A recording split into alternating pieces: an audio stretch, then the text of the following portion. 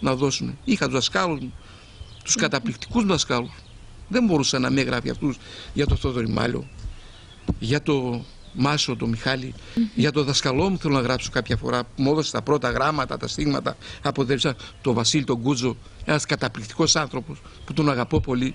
Δηλαδή αυτά τα πρόσωπα πρέπει κάποια στιγμή να βγουν στο φως, να δούνε τη δουλειά. Δηλαδή αυτοί είναι άνθρωποι οι οποίοι έκαναν τη δουλειά και δεν θελήσαν ποτέ να αυτοπροβληθούν.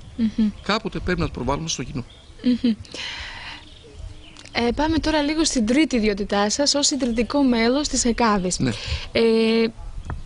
Θέλω να μας πείτε λίγο το ρόλο της ΕΚΑΒΗΣ αλλά και τις δραστηριότητες που έχει πραγματοποιήσει μέχρι τώρα. Ναι. Και γιατί εσείς είστε ιδρυτικός μέλος καταρχάς της ΕΚΑΒΗΣ? Τι είναι αυτό που σας έκανε να γίνετε ιδρυτικό μέλος? Ναι, εγώ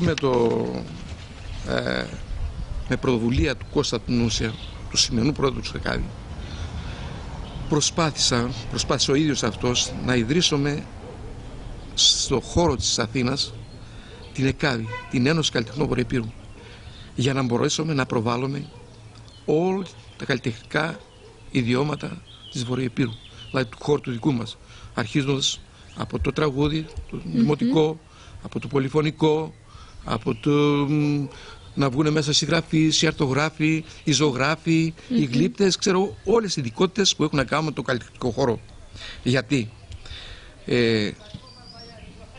ήταν αυτή η πρωτοβουλία του Κώστα Νούσα και ήταν ευχαρίστηση για μένα, πώς να πεις, και τύχη για μένα να ήμουν από τα 10 ιδρυτικά μέλη, οι οποίοι 5 είναι από το Αργυρόκαστρο και 5 είναι από τους Αγίους 40, που σήμερα αυτή η οργάνωση, όσο πάει, ανοίγει με καινούρια μέλη, με φανταστικά μέλη, με δημοσιογράφους, με συγγραφείς, με χορευτές, και προσπαθήσαμε με αυτόν τον τρόπο. Έκαμε και τελευταίως, όπως είπα, το πρώτη πολιτιστική εβδομάδα του χώρου του δικού μας, η οποία περιείχε το λαογραφικά συγκροτήματα. Μια μεγάλη πολιτιστική δραστηριότητα. Πολύ μεγάλη, που κράτησε με την αιγίδα της Ακαδημίας Αθηνών, με λοιπόν τα λογογραφικά συγκροτήματα, το έντεχνο τραγούδι και τη συναυλία του κλασικής μουσικής. Να σας πούμε ότι αποσπάσματα από τις πολιτιστικές εβδομάδες είχαμε στην προηγούμενη μας εκπομπή.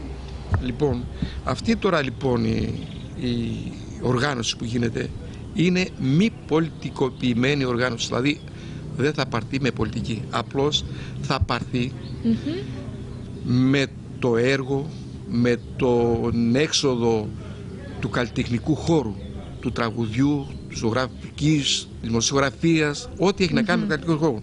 Και η δεύτερη, στο δεύτερο σημείο για μας είναι πως εχθρός του καλού να είναι πάντα το καλύτερο. Γιατί τι συμβαίνει σε αυτό? Ένας καλλιτέχνης δεν είναι σαν, δεν θέλω να υποτιμήσω τώρα το δάσκαλο ιστορίας γεωγραφίας, αλλά ο δάσκαλος ιστορίας γεωγραφίας είναι κάτι που είχαν μάθει κάτι σαμπλών. Δηλαδή, σου λένε, αυτό το βουνό, η Μερόπη, έχει τόσο ύψος. Ο καλλιτέχνης, ο συγγραφέας. Ναι, ο συγγραφέας, πρέπει να μπει βαθιά, πρέπει να πάντα σε ψάξιμο. Πρέπει να μπει μέσα στις ψυχές του κόσμου, του λαού, να μπει μέσα στο πνεύμα, να μπει στην αναζήτηση του χώρου. Και αυτός είναι ο στόχος σας, από ό,τι καταλαβαίνω, σε ΕΚΑΒΗ. Ναι. Πρέπει... αυτό που θέλω να σας ρωτήσω εγώ είναι πώς μπορεί ένας καλλιτέχνης να γίνει μέλος της ΕΚΑΒΗ? Ναι, εντάξει, αλλά δεν σας κρύβω ότι σε αυτό το δρόμο που κάμανε, βρήκαμε συναντήσεις αμαρχητές για τις σχολείες λόγω γραφειοκρατίας των Αθηναίων, ξέρω. Πάντα σε εσάς τους καλλιτέχνες δεν αρέσει η γραφειοκρατία. Δεν αρέσει καθόλου. Αυτό είναι πράγματι. Ούτε μας αρέσει να μπούμε, παράδειγμα, σε μικροπρέπειες. Εμείς θέλουμε να βγάλουμε εκείνο το δικό μας το καλλιτεχνικό πνεύμα που έχουμε μέσα. Ναι. Λοιπόν, ένας καλλιτέχνης που ενδιαφέρεται να γίνει μέλος της ΕΚΑΒΗΣ, πώς μπορεί να το κάνει? Ποιες είναι οι που θα πρέπει να ακολουθήσει? Το κυριότερο που είναι, παράδειγμα, για να μπει ένας καλλιτέχνης, να γίνει ένας νέο μέλος καλλιτέχνης στην ΕΚΑΒΗ, πρέπει τουλάχιστον να έχει προετοιμάσει, να έχει παραδώσει ή να έχει βγάλει κάποιο έργο δικό του. Ή ένα βιβλίο, ή κάποιο κομμάτι μουσικής, ή κάποιο γλύπτης, κάποιο άγαλμα. Δηλαδή να έχει το έργο το δικό του. Με το έργο αυτό μπορεί, παράδειγμα, ο Σταυριτσάτης είναι ο καταπληκτικός άνθρωπος που στο Αργυρόκαστρο. Αυτός μπήκε αυτομάτως στην Ένωση Καλλιτεχνών. Είναι από καιρό. Το έργο του είναι πασίγνωστο, τεράστιο, μεγάλο. Δεν μπορείς να πεις. Ναι. Αν κάποιος είναι νέο ταλέντο, από τα νέα ταλέντα που έχει ο χώρος μας εδώ και έχει πάρα πολλά, αυτός πώς μπορεί να πει Και τι σκοπεύετε ως Ένωση να κάνετε για τα νέα ταλέντα? Υπάρχουν πολλά νέα παιδιά, τα οποία... Γιατί είναι η συνέχεια σας αυτή. Ναι, υπάρχουν πολλά νέα παιδιά τα οποία είχαν δραστηριοποιηθεί, είχαν βγάλει διάφορα ποίηματα σε εφημερίδες. Δεν σας κρύβω, παράδειγμα, έχω και από το χωριό μου ένα κορίτσι, είναι του Βαρσάμι, στη Γαλλία. Είναι πάρα πολύ καλή στα ποίηματα. Αυτοί θέλουν όθηση. Αυτοί οι άνθρωποι θέλουν να τους συμπαρασταθείς από πίσω, να τους παροτρύνεις να προχωρήσουν σε αυτόν τον δρόμο πάντα. Δεν είναι κάτι το οποίο μπορούν να τα αφήσουν στη μέση ένα πράγμα κοινό. Πρέπει να συνεχίσουν. Γιατί είναι πολύ καλά ταλέντα. Και ευτυχώς εμείς στον χώρο το δικό μας έχουμε τόσα καλά παιδιά, τόσο πολύ ταλέντο που δεν φαντάζεσαι. Και τελευταίος, θέλω να σας πω τώρα ότι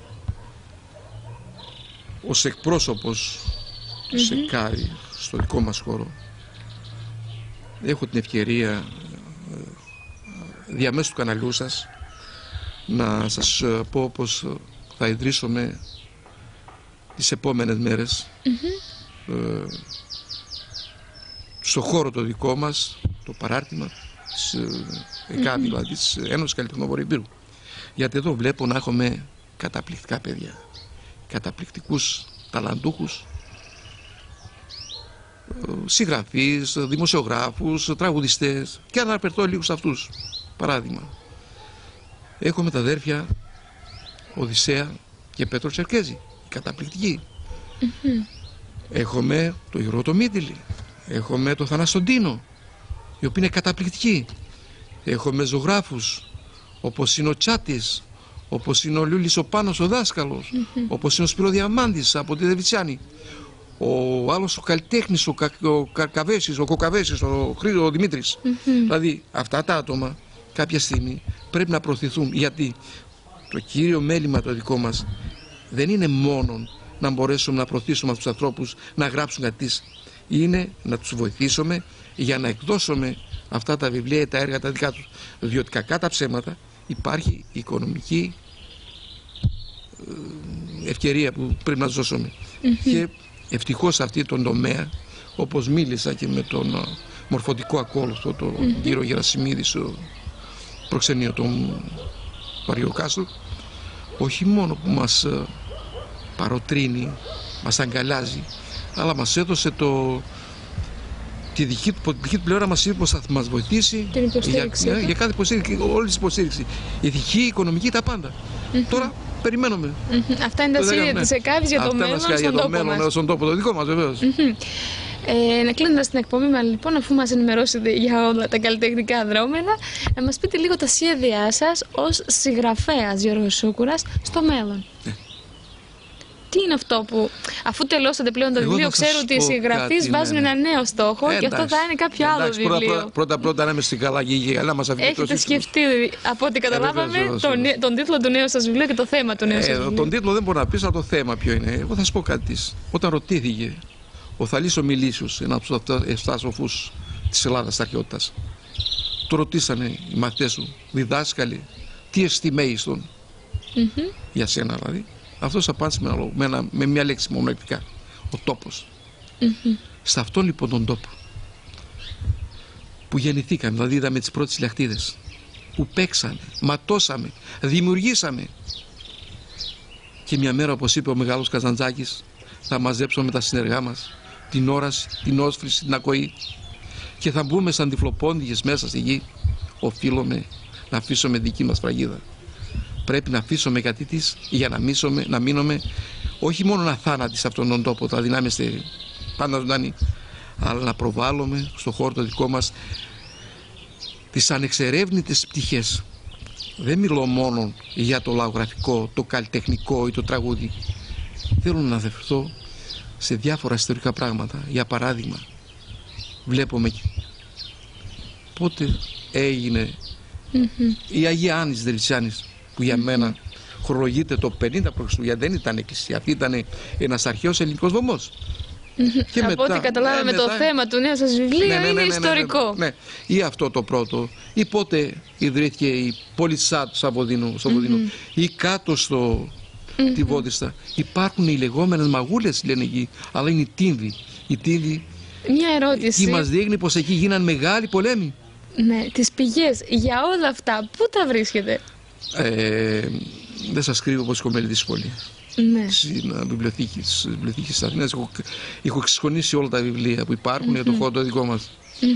Και θέλω να βγάλω αυτά τα πράγματα οπωσδήποτε σε συνεργασία, μάλιστα, όπως μου υποσχέθηκαν τώρα και ο ίδιος ο Μορφωτικός Ακόλουθος, με τον αρχαιολόγο του Αργυροκάστρου, τον κύριο Λάντι, τον Κυριάκη, ο οποίος υποσχέθηκε να συνεργαστούμε για να βγάλω όσο μπορούμε θετικό, όχι θετικό μόνο, με ημερομηνίες, την ιστορική αλήθεια, τον αρχαιολογικό μας χώρο. Γιατί όπως ξέρετε, αυτός ο τόπος έχει την ιστορία του. Έχει την ιστορία. Ιδρύθηκε το 12ο αιώνα π.Χ. και ξέρετε πως εμείς είμαστε οι απόγονοι από την αρπαγή Ωραίας Ελένης. Γιατί ο Ήφιτος με τον Άλβα, αυτό είναι βέβαια στο ιστορικό της Τριοπίδος, που δεν πρέπει να γράψουμε αυτό εμείς, να πάρουμε το ιστορικό της Τριοπίδος, να το αντιγράψουμε, να του βάλουμε κάποιο άλλον τίτλο και να βάλουμε το όνομά μας. Αυτό που σας ενδιαφέρει είναι τα ιστορικά στοιχεία, οι ιστορικές πηγές και όσο μπορείτε να μπορέσουμε να κάνουμε κάτι περισσότερο στο χώρο το δικό μας. Και να μάθει όλος ο κόσμος εδώ πες την πραγματικότητα για τα αρχαιολογικούς αυτούς χώρους. Είμαι σε ένα αξιόπιος κόσμο. Γιατί ξέρουμε τι γίνεται. Από εκεί και πέρα είναι κρίμα αυτός ο θησαυρός να μείνει μέσα στα σιτάρια. Εντάξει. Εμείς να σας ευχηθούμε αυτός ο θησαυρός, όπως λέτε, να έρθει πολύ σύντομα τυπωμένος στα χέρια μας με τίτλο να το διαβάσουμε. Σας ευχαριστώ πολύ. Θα προσπαθήσω πραγματικά με διάφορους του χώρου εδώ που είναι καλή γνώση σε αυτού του τόπου. Ευχαριστούμε πάρα πολύ που ήσασταν κοντά μας, για τις πληροφορίες που μας δώσετε και τα βιβλία σας που έχετε βγάλει. Και ευχαριστώ πάρα πολύ. Ελπίζω πολύ σύντομα να είστε πάλι κοντά μας για να μας μιλήσετε για το νέο σας βιβλίο. Σας ευχαριστώ πάρα πολύ. Να είστε καλά. Εμείς θα είμαστε ξανά μαζί σας την επόμενη Παρασκευή στις 8 το βράδυ. Μέχρι τότε να είστε και να περνάτε καλά. Από μας, γεια σας.